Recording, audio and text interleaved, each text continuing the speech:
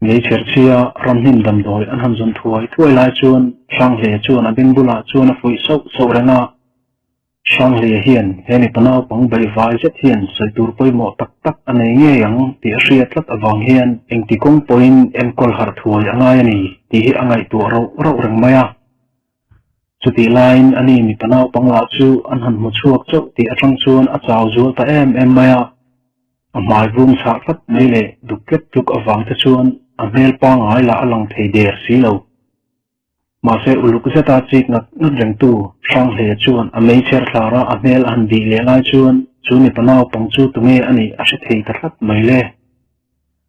a kha besira a kho wang lang kal chu meng te sar kho pa chiang chuan a mei cher thlara chuan a han bi thalea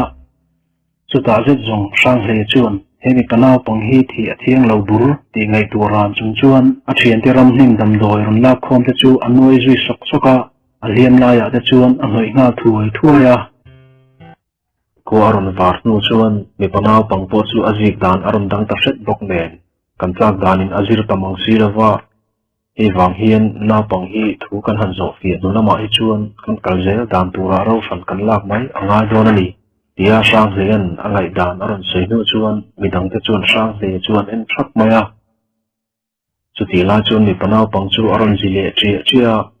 chuta tanga rei lawa ami tui ron tlaki ang kiang kara chuan ola chang triak chung chuan aron tok chuak le talak maya chu bele sang le chuan ahan tong thamuan vata taide elaya nangma maya liam tur chunga iwak tamai hi enge acham nin han hril te khai he ibula kan omrenga engma hlo tur om lo ania ahan tia mi panau pang chuan sang le chu ahan en le shama chuta chuan a thiam angin apa le a u dar lei puitenen thak khopana an talnalama an sak deuh lok ngopui noya an kallai chu mi panga tu tenge an ni an hriat lo ten an lo man thu le ama chu atlang chu thu te a u le a u nau te ho chu apa hapa chu ho chuan an hruai tak thu te nen chi bu zet chuan aron sei ve shama chuta meu zong sang ze thin putu chuak thu chu ameng sen ngal room maya chuti ameng room ta ul mai chu a thian te la chuan angai na shalo zetin an en thak maya angai dana chuan hena pang le achui te hi an mi hriat an ni lo awangin an lakaral an chewak mai hi an ta na poimo lutuk tlat lo awangin khodang te in ral no na kara lo tlak ze chu an du lo ani ma se sang he che ji awang chuan an ni ho hi an ngai a thachi lo hlea chuti line hiti tak maya sang le ber athin rin tlat mai hian engema tak chu atilanga hrian na an nei riau mai bok ne kan kal le je dan tur hi i thutluk na in ka chelangin hena pang hian bol pu en kona amamo basak ber awangin kholam kan han pan chom phot mai don an niang tin ral to na chuan sang le chu a han beron sapa sang le chuan ral to na thusoi po chu samang lo ni om tak chuan naw pang chu a han en le runa paite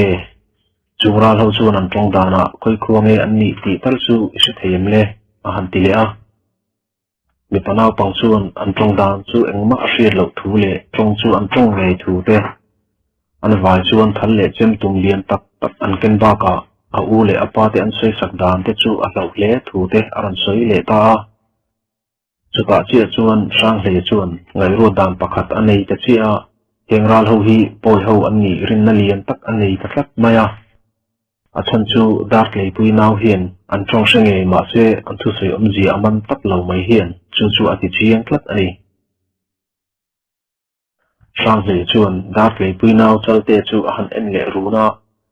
paite chu ho chuan kan samjil ang hian an lunung lama sam an zel ve emle a han ti le a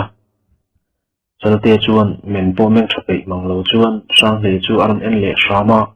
chung ho chuan an luchi taka an saman jial ti chu soi thim manglo zet chuan ama luchi toi thuak pa chuan ta hian an jial ani ti na hriat dan chu an soi ve le a chalte hian a thil soi reng hi soi thim lo zeta soi ani ve chung to hian thilom dan chu sang le te ho chuan an man thim vek awangin chalte te pa faza hian poiral an to kan hi ti hi hairual ani to lo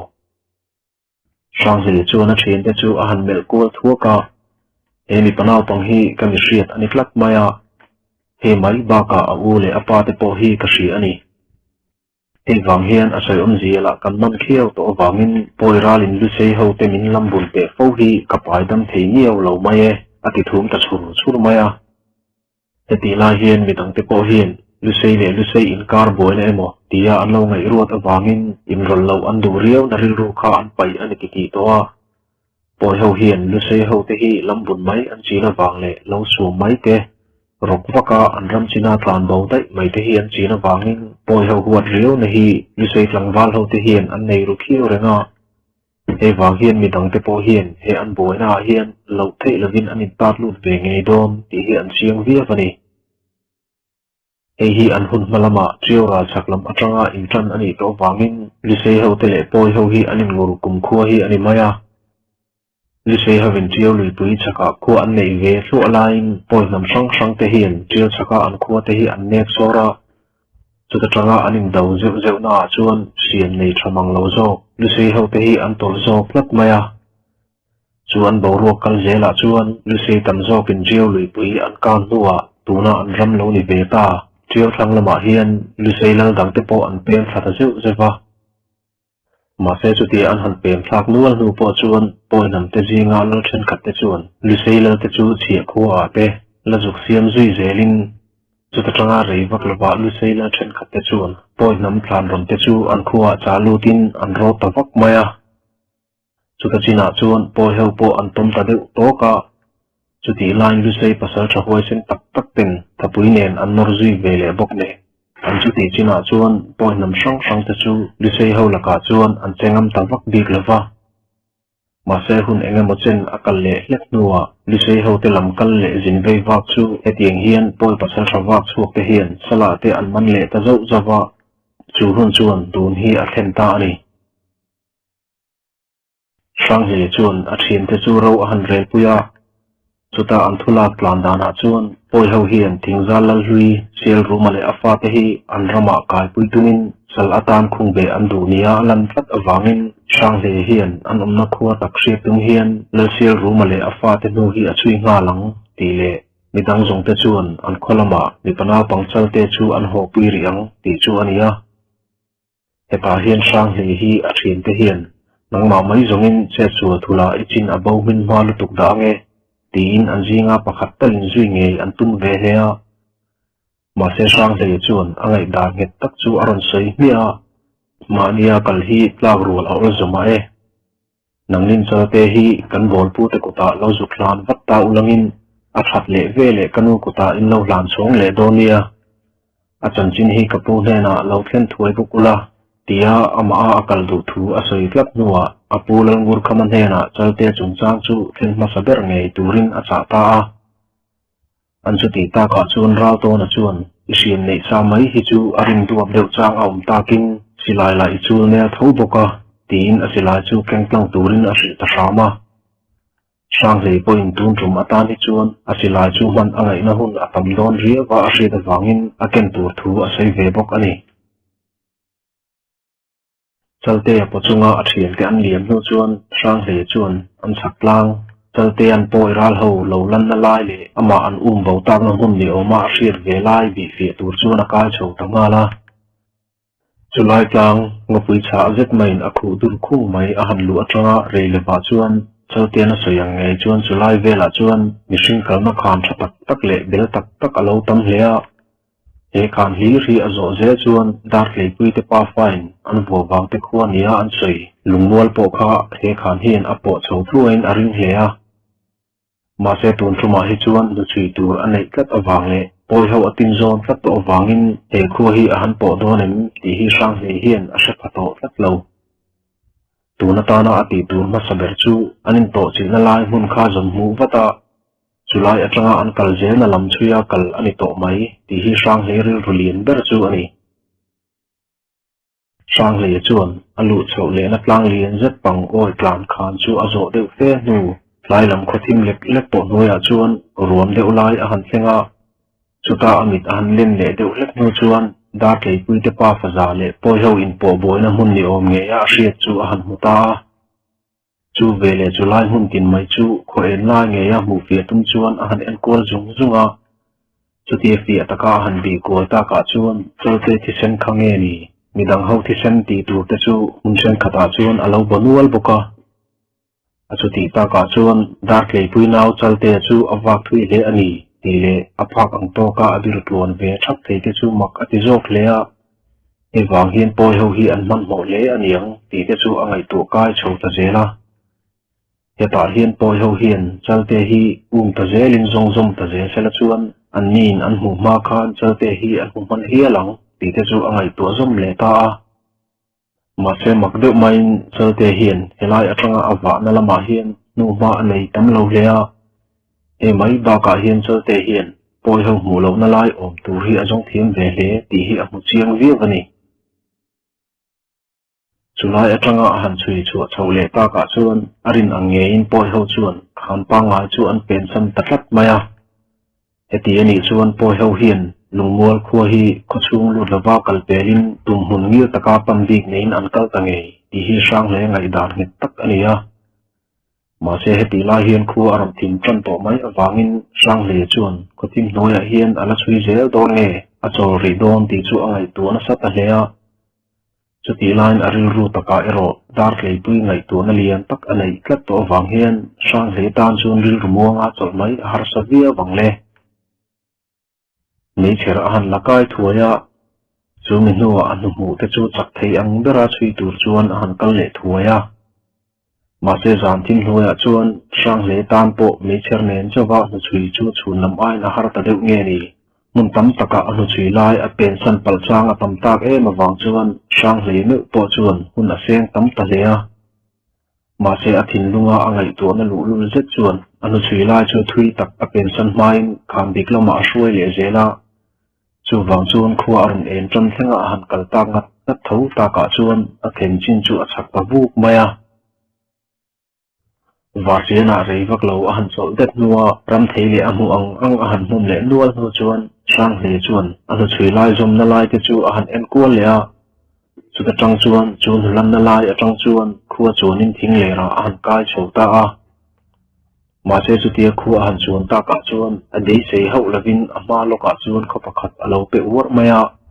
chu khu la chu han en mai point in zali thalam ani mai om mange ti tura lian le a thut mun po tlang lian tak apang khoilai mai po khamin a choi chu ani maya lang hi alo ni tlat maya chu kho sakra la deu fe a la chuan treu lui pui ni om nge ya lang hi alung kual rai poka heti ani chuan a thlen chin hi a hrian bang lo lai hian alo chak ta le ti hi sang le hian sa ching ta viu maya ma se eng anga la le pilril po ni se ilse ro thar ro thap ama kum zat ai po tam ra lu khai to sang le tan khoilai ma hi mun ral tri ani thei chuang tlat lo chu a chapa alo pian ve a chin ata a mei chenge even ve ber dar le pui ro le nan hian sang le tan hian mun lalu le har salu a om thei tlat lo amma loka kholo om to chu abo ru ka han te dan atang chuan chun lai ve la thleng phain aringa ma se chu khu chu anu zui lai chuan ako ngin lo ero chuan khu han lu kher po chu sang le tan chuan atul ho lo muam to lovin anu chui lai bok zo chuan han kal le theu thewa ma se rei lawa anu chui lai chuan akho hu nge nia a hriat om na lam tlang lian zet lam kha apanin a hretariu maya chu ti ani chuan kha khuwa kha alu nge angai dona a hriat mai ti alama kha khuwa kha poi ho khuwa ani tamai an ni ti te chu angai tu na sata viau maya ma se atlang puin poi ho chu treu lui pui chaklama deu vek anoma wangin chu khuwa chu poi ho chuan an lu arin lo awangin a han po ani poin dar lei pui te pa faza chanchin po hriat pha mana ti chu angai dan pakhat ani chun lai thlen ma heta zoli te thiang phim kak maya an chuin a han roi lu lai chuan sang le chuan chulai zoli te tui chu an dot khal khala ma se chulai zoli te han ka chon le don chi tia chuan a chak maya pon them pakhat kut pha tir vel per tang pakhata alo tang phe let let a han hu awang chuan chu zoli te nar lampan chuan a han petek kai chho ta wata chu pon them chu han en chen chuan thisen alo kai na sain api maya chuan a aya lai hi mun thum ve la ya amuzui le tatlat maya chu ta meu zong sang le chu atang ru tel tel to le ya chu pon them a han en chen la chuan thisen kai na satak tak le a chen thei chu lanum deu chap thei khop alang ye wang chuan ti khar po achuk na sa le ti chu a hre chiang hle maya aso ti ta ka chuan chulai ve chu uluk zet le fim khur taka bi chu dak chu angai ti chu sang le chuan a hreta ani reilawa apon them sarna atanga pen za le pen vela la athlang lam thing to luang kara chuan sam lo lor le ke pa hoi lam lo lang dang var pop mai hi a han mule a chuta china phei chuan sang le me po apiril akhurna sain lo thona lian jetin aril ruchung ril chu alu na sata le maya chuta chulai thing to luang chu a han thleng thawata chuti a han thleng thlak rual rual chuan chu thing to luang hnoya naw pang pakhat le lal sel rumangei lo thireng mai chu sang le chuan a mu chiang takher mai le dar lei pui pa pu sial ru ma ronga chuan thiam thlang na hnu ma atamin angong te chu asum lek ba ka apum vel te chu a thlir na sa le maya chu mai ba ka aban ro le akeru zong zong te chu a fiak veka a mai bor ero chu hriat ol sam takin a lo hin pial thunga na pang jok chu sang le chuan a han en vele a chalte kha an milai ania tuna apa bula a chhar le hi chu an te ber kum thum mi ve te kha alo nia chuti ani chuan dar lei pui le anaw chia me chena pang kum ngami ve te chu ala mu lo te chu an ni ta ani chu ne tanaw pang ruang a han en fe le deu nu chuan ani ero chu alo him hle a ma se aring ru chu chiang zeta thui ke sak ani awangin angong bor chu aduk na sa le thunga chumi ti lo chu akeru chu atliaka ma se chalte naw hi chu apa a hian an tha main an sei salutuk lo ti hi alang reng maya ma se naw tong le patar lam mai te po heti ko wa an khoi du mai hian pasal tha sang le ngai dan apel se awangin atu te po ni se po nam reng chu tha vek mai du na anei tan ta hial maya chuti line dar le pui te unaw ngei po khadama an arin to lo na nen tuna meu zong sang le thing butu chuan van atong tang chho hial ani bere ti tur kopin a thing dun lutuk chu akhur ti thei hial ani sang le hian thing zal la hlui sir ru mate pa faza hian englai ma in poi ho poi hi an soi aring lo hlea hi a chin em na chu anni pa faza hian chakhu hi tun tumbak an lakal ngai ho lo ti hria takin an kholama a laya an thu sei dan kalma khan hrichiang hlea chuti line helai an han pa thleng velaya heti takmaya poi havin an lo sei samai hi sang le tan hian pa dam chi je jang ani lo hle renga sang le hian heti an ruang han mu china te chuan li sei lal dang zong zong te kau khoma poi ho han run vak mai hi aril ru man hiala ma se chu hun le oma emo ni se ti chu angai dan ania chuti line poi ho tan zong a khosa li sei la te zinga hian anom nual ni a hria ta wang hian li sei ho chu an tan rol vek aring chi alo bok ani dar le pui pa le afapa na pang berte ruang chu arem anga aphum nuwa lungtum tam fein an thlan chu a han chila chu ni no chu an dar le pui le anaw chia me cheruang zong chuan mun ting chu abi mun le ta lea ma se zau de fea a han wa nuwa tlai lam khu aron thim viau to hnu po chuan dar le pui te u naw ruang chu mu tak lo awang chuan an hungai bok kha zui le tumin lui te mong lam bok chu apan le ta a khon thim thenga han chui le nu zan thimin atam na chin aron bo thim le to lai chuan anu zui lai chuan a khu thlir na tanga lo lang kho pakhat kha a kok mil ta le a achuti china chuan sang le chuan me cher po chit angam om chia a hria to lo awang chuan anu chui po chu chol sam det angai ti a hri chiang viau to zan lama an hnu a hmu the lek lo awangin me cher chit ngam om bok si lo ne sang le hian mun biru deuh zawka a chol lok mai lo chuan ti thei vak omin a hre to lo ani chu mi zan a han chol tlai var nuwa atuk zinga a han va chu le chuan anu chui ngai kal na ngai buk kha a han chui zom le a chu pa meu chuan poi heng nu chuan a ko thlir mu khan kha a han po thuaya chulai atang chuan an nu po alan mang to lo awangin khan hlir chu a zawh mai lo chuan kal dan vak awang takher mai le chuti la chuan khan chu an pen sanen ki ero sang le chuan adi mun thei le a ma se an nu chuan khan an kai tir ata chu khoilam ma pen san to lovin kholam ngot kha apan ding chho taklat ti chu alang chiang ta viau maya chuta chia chuan chu kho chu poi ho khuwa tiu thanga om zinga chuan kholien ber ani thei hi alang ti chu sang le ngai dan chu ani ta a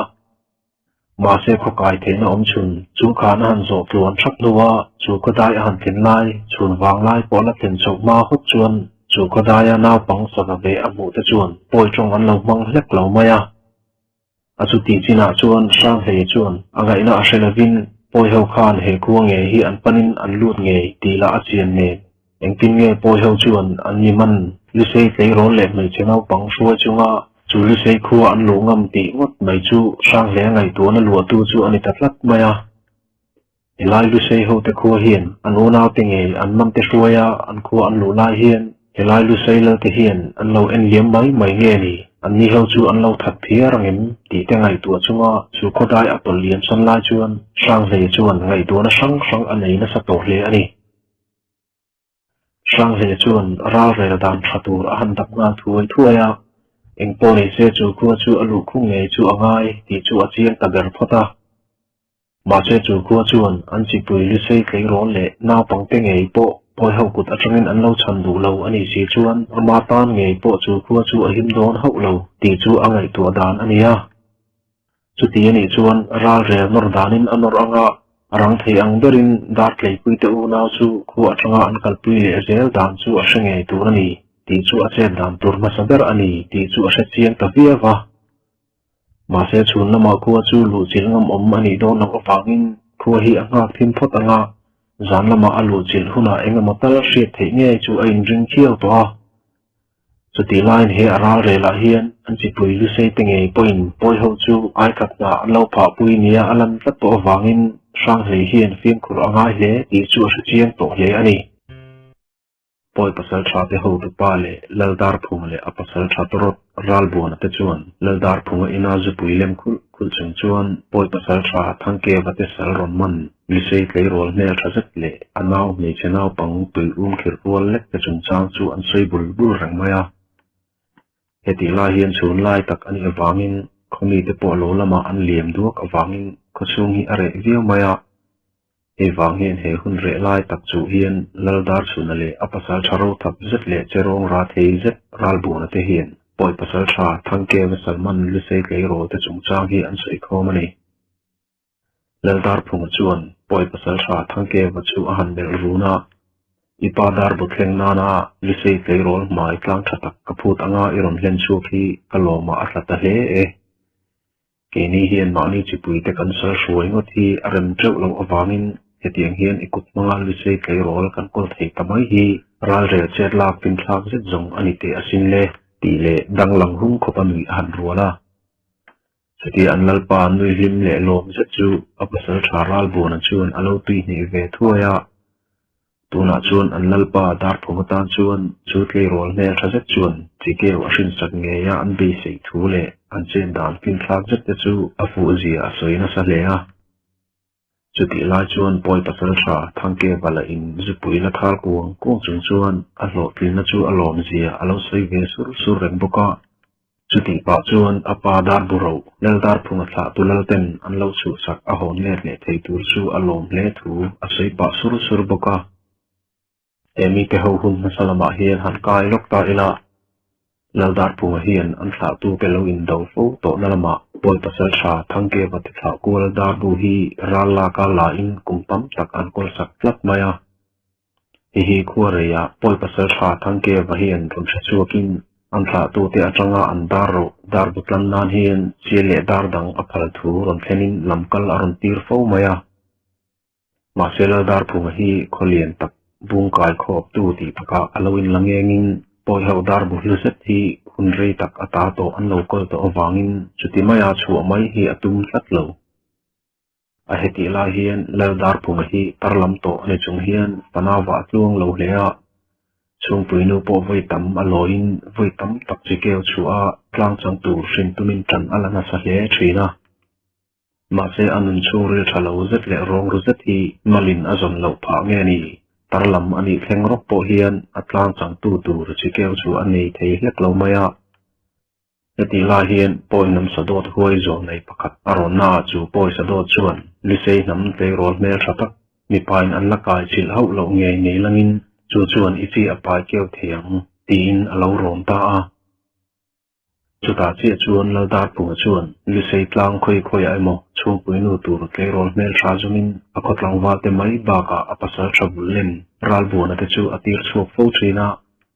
mà sẽ chung an vã na trăng an mã ni nắm quỷ nghệ li sei cái rol an ron biak fel te an han nei po chuan a tua ma in fa chu shin sak thei te chuang hek lo le heng an pui te la hi fa an shin sak thei tak lawa chuan mak tak taka an thi zui fo ba ka a then te phei chu thi chhawng a chhar tak mai mai te an ta fo mai a chu ta china chuan chung an pui hlui te thi dan le engtin emaw tak an zui ta fo mai chu li sei lal khotam taka alo dar tak awangin tunu le pa te ma in kholian taklal ni ma se laldar thunga chu mak pa atan an du ta ho lo maya ma se chu ti chung chuan laldar thunga chuan artal dan dang rapin poi pasal tha thangke vane na chuan ipu te ho dar bu hi honlet le idu ani chuan li sei klei rol mel thatak mi pain an la khoi lo an hroi langin aya idar bu chu ka kal tirange tin poi pasal tha thangke vata chung ko dar ro chu rem changa mang ta hlova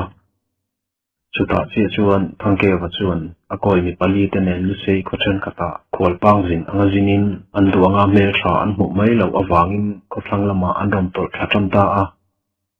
chuti an ron kal konga chuan kho thlang lam khan pakhata chuan pa pakhat le afa te pali chu an tok ta a chuta chi chuan chung lu sei pa fa te zinga an upaber le rol pianal em mai le chuan kitika ang he maya mel tha le mi pamik la chu an man ta bia maya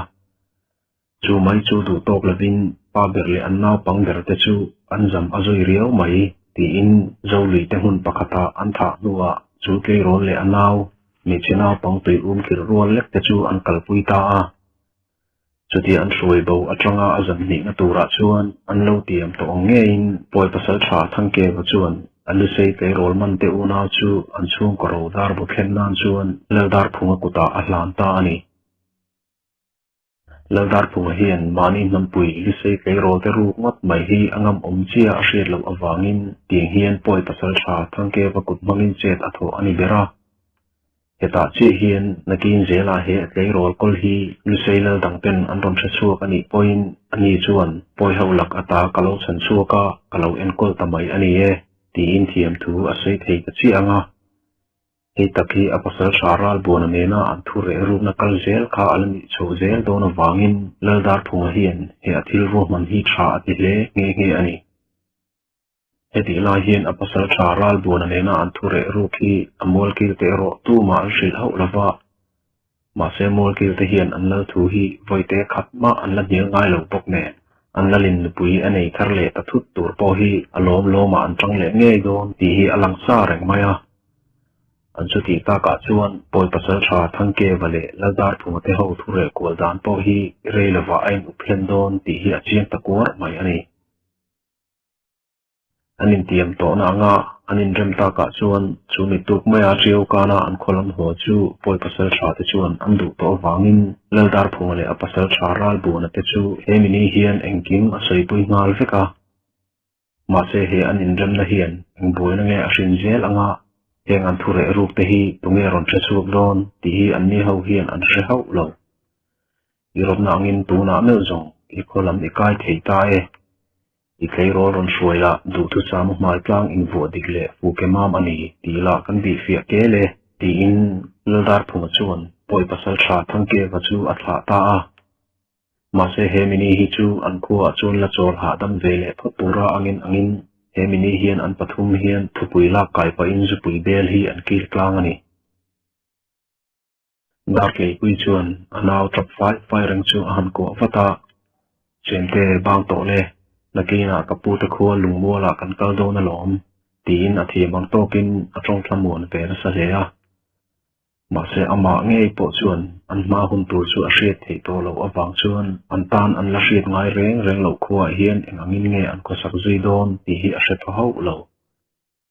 mak deuh mai chu he kholal hin an ma ni man tu te kut ata kha ama in nge ya hroi lut maka chuti la chuan an ma ni man tu poi pasal thapanga te po chu kholal nin nei mel je chuan a vin na sangang maya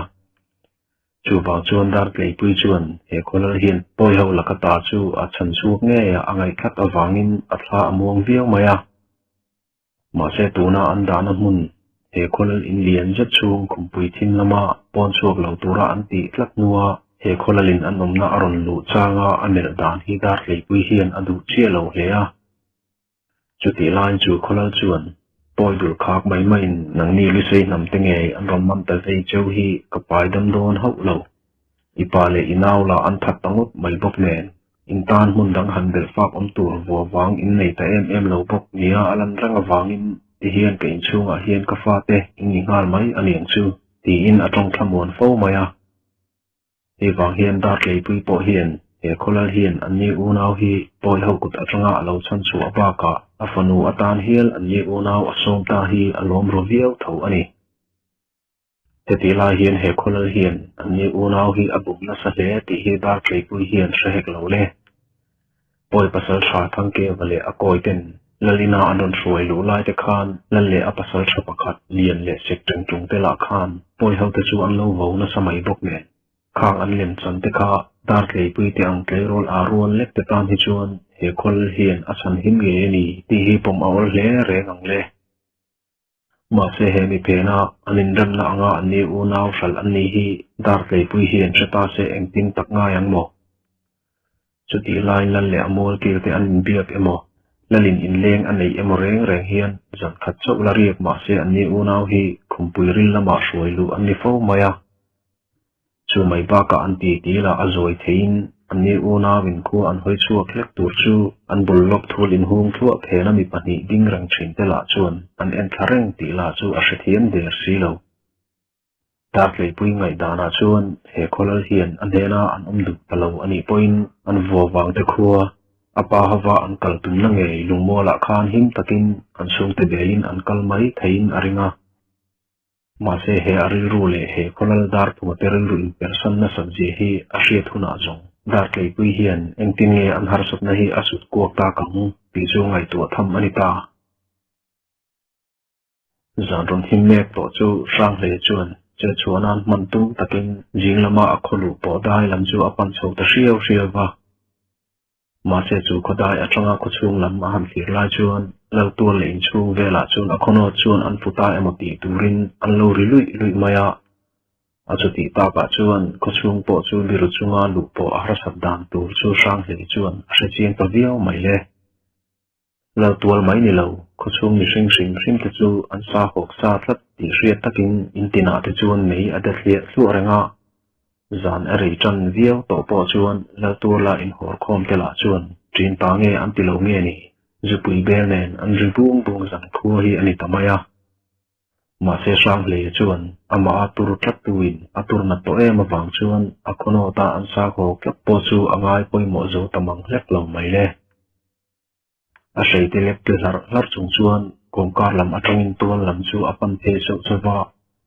เรลวะลัลโมลปะขัดตาอินหัวจังชวนลัลโมลาไม่ปุยริลุยเล่ลัลอินชุงละมาลิมลามสุดุดูแต่โถมง่ายตาชวนอตมตะคิลวะจุดที่ลัลโมลำอบีเริงลาชวนลัลโมลาไม่เชื่อโซเองเกี่ยส่วนสารเองชวนอันเอ็นไม่ปัวปอยปัสสาวะชาติเรียเจ็ดปฐุมโลลังจะจูอัมหุตรักมายาจุดที่นี่ชวนดาร์เลยปุยเตโบดานเนอลองไงรวนดานคาดิกโดนเลี้ยอาเชียโตกลัดจูอัชปะจงปอยปัสสาวะปฐุมเตเลคนละตะจวนอินซมนาอันนี้ทุกเลี้ยรินนปออันนี้จบเจียทั่วยาจุดที่อัฐิเริงลาจวนลอินรักาจวนปอยปัสสาวะเราทับเนรจัดที่จูคนละนิเงียหลังเนรจวนอันนั้นไก่กวดชัวไปเดียวชัวอันนุ่งจวนหันเอ็นไม่ปัวปะเราทับที่ให้รัวเหล่าลิเซปัสสาวะทั้งชัวเดียร์คิงมัดไม่ฮีอรุณหลังเวเลตาจุดตามเนวจงดาร์เลยปุยเตอุนาเบาเล่นดานเล่เฮียงเขาเฮียนอินซอมละอันนี้ไว้จงอินอามาอาสุดกวง่ายอัตมดานตูเล่หาวตับดานตูรีช่างเล่เฮียนอาเซียนตะเคียร์ไม่ปัสสาวะเรามาชนโตเตจิงะทั้งชัวกับปัสสาวะเราปุยเล่เราทับอลตงเลวะจุดที่ไลน์เฮกับปัสสาวะอามาเกียงงตาปเลียนเล่อามาอายากุมสมจวงอมเวลอุปาจงปอยปาเล่แล้วตระนินจุยชวกไล่รอนจุยชวกเวเล่ตูจูอัลมาชนหุ่นอัดแข่งอันนี้ไว้จวนหุ่นตนตัวอัลคิรดระดอนที่แข่งอินอังไอตัวนัสเวเคร์มายามาเสอริลรูบุลุกเล่เราทับจัดจวนเอ็งอ่างกงหาวตักโปสุดลังตูรินอฟุยจัดแรงอวางินช่างเล่เฮียนเฮปาฮีอหุปุรหาวจวงเราจวงลายามีปุยตะเวลติดใส่อันเชียเจียนนูจวนจุดที่ตะกาอันพุสักนัสันจูอันปัสสาวะปกติตุมปังอากาศวางนี้ที่จูช่างเล่จวนอาศัยทั่วยา heti lai hian he tumpang kap tu ai o hian lal hian tumpang lu hi ai dona wangin hetiang hian upate mai baka akhonotin he mizan hian tumpang lu lom na hi an nei ani sang le chuan anga fe po an trin tamai lo chu angai dan ani to lo hlea heti lai hian heng mi te hian tleivara lam thai an tum tila alan rang to wangin sang le tan chuan anin hle reng ang le uluk fea chuan mi te tong thom han ngai thlak la chuan atua ma chuan dar hlei pui te chanchin la an soilang hlek lava an ti tam berle an au pui reng la an pasal shu pakhat chun roi ming fakna thom le atumpang ka chalzet fakna thom hlir arisi achuti ta ka chuan sang le chuan zan in hi chuan a hriat du tak hriat theina kong chu aum dona a hriat lo awangin atom na hun lampana kal le mai chu adu tarum ruma ma se chutia dai lampana pu do mai atum to lai chuan dar hlei pui te man tu te nge nia arin hle poi pasal tha te tal enjui du na chu anei le ta thuta achuti ta ka chuan tol vela poi pasal tha te in beng bere khom lai te chuan enge an soi ti hriat tun chuan an ni ho nai theina lai tura chuan awak sun ta a chutia indang hnuaya a han lu le no chuan a sei te chu a kong pun ven kara chuan a han thol lu ta chu mi hnuwa a fe le a silai te chu atom na in hnuai hun pakhata chuan a han thol bo le a chuti a in pe khat nu chuan tual mi ang che in sang tom te lui deuh chung chuan thimlam atangin lal mola chuan an loi lut ve mop maya chuti lai chuan tola meicher an so thia la arem lam to awangin atua ma chuan ani mai plan li zong lewa an phut lui na kara ron tel ve tanol chu lo bi ngun hek su le reilawa poi pasal sha pathum te le kotwal tangwal chen khatte in bo shandeu na lama chuan atol thei thuaya chuta an tu soi mang avashia dana chuan hemi tu thim chin tira hian heng poi pasal tharwa te hian khu chu an chu chan don ti chu avashe thei ta a sang le hian poi nam jinga thlan ron nam bi te tong a thiam awangin heng ho hi thlan ron poi an ni ti te nen lam a hre chiang le a ma se soi to angin heng ho hian dar hlei pui te unau chung chang an soi hlom ho lo awangin chanchin dang lam va hriat thei tur ero anei te chian chung lo ma se sang le chuan poi ho chu engtin ema pak akum nel emo abiak po thei pot chuan zo na fing tak mangin dar hlei pui te unau man tu te an ni ngei le ni lo chu a hrengei don ti chu angai tu phakhiau maya ma se chu angai tu na chu abo zui ngot bai chuan tual mi te chuan an hriat lo ama nge hi an melbing ha chap don si atopa chuan roman na pakhat anei thuta chu arwa man na chu poi ho ho tur chu zui ru ka ranchang a mu vele bum dan ngai tua a hriat du chu hretura ve thlen chu ani ta ani ma se heti ti tur po hian khuwa chu anga war ve thak angai ba ka tual mi te hian an hriat ho lo tura poi ho omna chin hi a en thlak na zel angai awangin sang le babak hi a hupur omro viau ani sang le chuan khomi ten an hriat mai lo nana in thup hlat chung chuan a poi chan ne te tlat na chin chu a en thlakhiau renga chuti lai chuan an ni ho la chuan chu kholal pa chu an thrin tak tak ena an en awangin lal in chu an kai le dial mai thina ma se chuti an han bo dia po chuan sang le chuan atum to aral rel dan chu do thei takin a ngak zela chuti a chet lak theina tur kong dak tareng ren chu koron war tran thleng rok chuan poi ho te chu a ve klai war thei ta a heti lai hian sang le hian e ko chim khan lam la a hriat fak lo awangin poi ho en thla bi kheu chunga akal hi angai don ti la hi a hre chiang hle a he mai ba ka an ni ho chu hun hi aman phak ve chot lo zungin hote ala dai ngai lo e ko chim khan a hian poi ho hi a lo min der thei kat maya he wang hian an ni ho chu na lai tur khan nen lam hian a hriat chop chi thil vek tur ani ti hi sang le hian a hriat chi na wangin atang ru chal le to ani reilawa poi pasal tharwal te chu kholal ina chuan an lut dia ka chuti lai chuan khomi te la atam jok chu lal ina chuan zu pui del nen an la lam lui maya chuti an lu pil dia nu rei vak lawa chuan an suak le a chuta chi chuan an ho tu pa nen an vai chuan panga an ron ni tak chi awangin sang hle chuan a poi chui mek te chu chalte ana soi a u le apa te shroi bo tu te ngei kha an ni nge yang ti chu a hre chiang hi ani to bera